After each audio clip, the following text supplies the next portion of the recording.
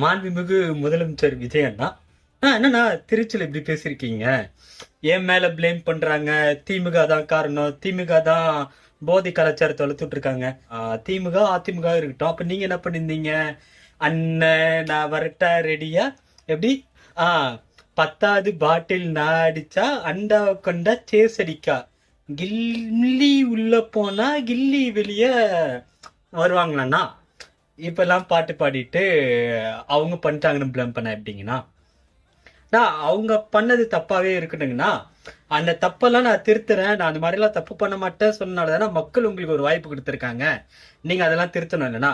திருச்சியில மக்களுக்கு நீங்க என்ன பண்ண போறீங்களா அது பேசிக்கலாம். இல்ல இந்த 20 நாள் என்ன நல்லது பண்ணீங்க, அடுத்த வர நாள் என்ன நல்லது பண்ண போறீங்க பேசிக்கலாம். அதை விட்டுட்டு திமுக திமுக ஸ்டாலின் சார் ஸ்டாலின் சார் அவங்களே ப்ரொமோட் பண்றீங்க. இடையில ஜெயலலிதா மேடம், ஐயோ நமக்கு வேற மைண்ட் வேற எங்கே போகுது. இன்னொரு வீடியோல பாக்கலாங்க.